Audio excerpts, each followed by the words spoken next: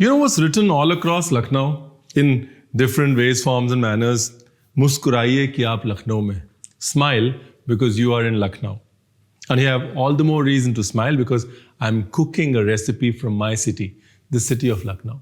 This is Chef Ranveer Brar and come along with me as I discover Lucknow on India in 21 Recipes.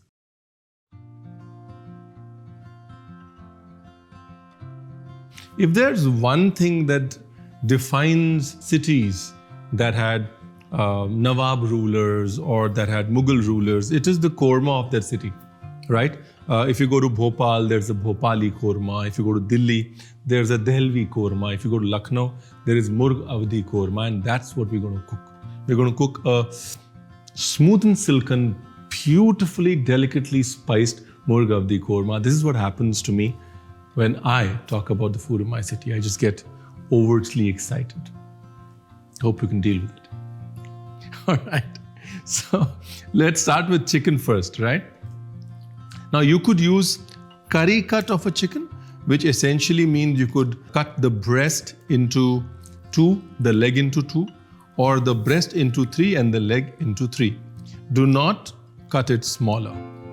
Now the trick to a good korma is the delicateness of it. Urdu mein the word is nazuk. Korma jo hai wo nazuk hona chahiye, right? And that is why you cannot have a lot of harsh flavors, harsh textures going into it. It needs to be silken through and through. Let's start with marinating the chicken first. So yogurt. So I have approximately 1200 odd grams of chicken. I'm going to add a little more than a half cup yogurt. And the yogurt to be as less sour as possible, preferably. A korma is at least kept for a couple of hours before you eat it. So the sourness will anyway set in from the yogurt. If you start with sour yogurt, you might end up with a way too sour korma than you wanted in the first place. Coming back to the marination, turmeric, Kashmiri chilli powder, coriander powder. The objective of turmeric in this marination is just to elevate the redness of the chili. So turmeric's only complementing to add to the brightness of the chili. Salt and a little bit of ginger garlic paste, like a really heaped teaspoon. Yogurt-based marinations are very, very typical to the Mughlai style of cooking when you're cooking Indian dishes. Yogurt in gravies, yogurt in marinations is extremely popular. Any korma will always have a nut paste to it. In Lucknow, when you're doing a Murgh Awadhi Korma, the typical ingredient that you'd add to the nut paste is chironji or sunflower seeds. And unlike most other gravies, we will not boil them. We will toast them lightly, first by themselves, and then with a little bit of ghee. The reason you don't just add water to these nuts, especially to chironji, is because it goes rancid very fast. So dry toasting a chironji brings it back to life, takes away the off flavors. So you get it nice and toasty. You don't brown it, but you toast it. Just bring it at par to this color and you're good. And now for the second paste. And this is a caramelized onion paste or a brown onion paste. So for this, we will take 2 large or 3 medium onions and my santoku knife. Every time I slice onions, I prefer the Victorinox santoku. Typically because the size of it and the blade width of it allows me to just go through bigger vegetables with ease. Other than that, you see these ridges? It just makes my cutting faster because especially sticky vegetables and cheese, they don't stick to it. So it's pure science. I mean, these ridges form air pockets which don't allow the ingredients to stick. So for the onion bit, you take the onions, halve them, and now you slice them not very fine. Make sure that the oil is at least medium hot, if not fully hot, because the temperature of the oil is going to drop as soon as you put the onions in. Keep a slotted spoon handy. Now we'll just crush these onions with hand just to make sure they open up. You could do that in a bowl or you could just do it on the chopping board. You could also add a little bit of salt at this stage. Salt helps it fry faster, but not necessarily crisper. And I like them fried crisp.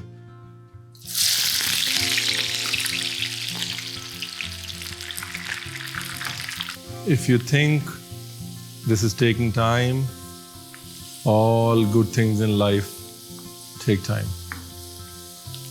Good food especially. It's not that we chefs are always trying to scare you by saying that this was cooked for 12 hours or this was marinated for 24. Good food genuinely takes time. Here we are. So we pull it out when it's like lightish brown. It'll darken by itself. You know, another trick is to add the fried onion oil in your chicken marination. So if you fried the onions earlier, you can add a ladle full, like a half cup of oil in your chicken marination. That way you won't need any oil while you're sauteing the chicken like we're going to. And now this fried onion also is going to become a paste. Now let's start with cooking the chicken. So you start with the onion oil. You add some whole spices to this. And now my secret ingredient to a good korma is a green chilli slit right from the center into two with a Swiss Modern office knife. Right down the center. You know, jokes apart, the green chilli adds a nice fresh kick to the korma. We'll pull it out later. You'll never know the green chilli came in, but it'll leave that fresh kick.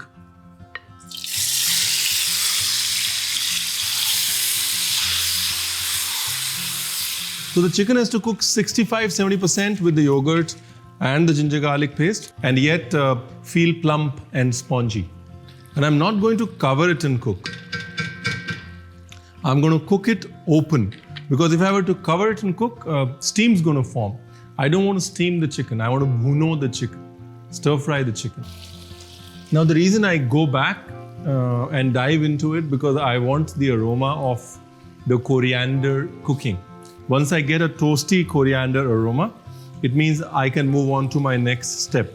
This stage is not about the chicken cooking as much as it is about the masalas cooking. It's time to add the nut paste. Nice. So what I did secretly was I just lit a piece of coal and let it be there, because we're going to smoke it later. There goes the nut paste and the onion paste. And the entire complexion, color, flavor of the dish is going to change. Now, because the nut and the onion paste are already cooked, we are not going to cook them anymore. Not like this. So we're going to add the water.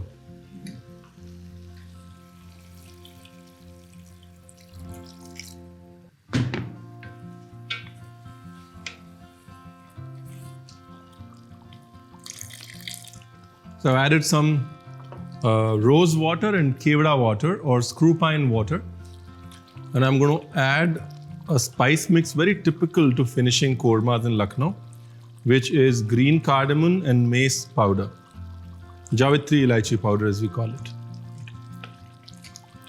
This is what gives it that nazuk pan, the delicateness to a korma. That's it. Time to shut off the gas. Smell the aroma. Remember my city. And smoke the chicken. Now in Lucknow, you take the pain of removing the cloves, the whole spices and the green chilies. Now what's left is a nice silken korma with a beautiful aroma, and we'll make it even more beautiful by smoking the gravy with coal. If you want, you can add a little bit of clove along with the ghee. I'm just going to add ghee. There's enough clove in it already. Cover it. Leave it for 5 to 7 minutes. All the fats are going to absorb the flavor of the smoke. One of the reasons why I wanted to show you this recipe from my city was to show you this art of cold smoking that's very typical to Lucknow and a few other regions.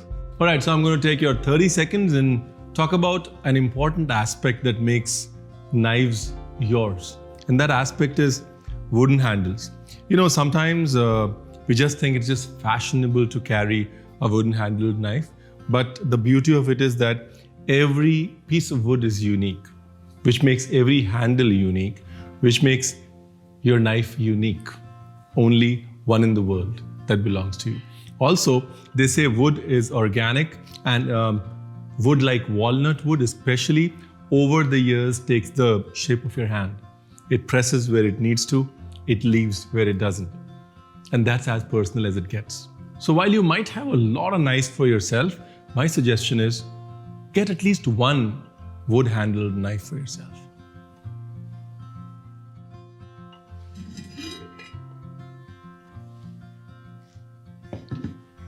Nice.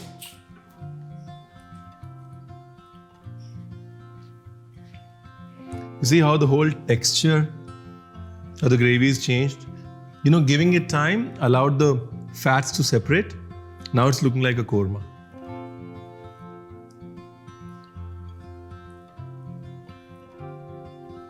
You see the silkenness of it, the velvety texture of a korma, the nazukpan of it. Such a beautiful dish.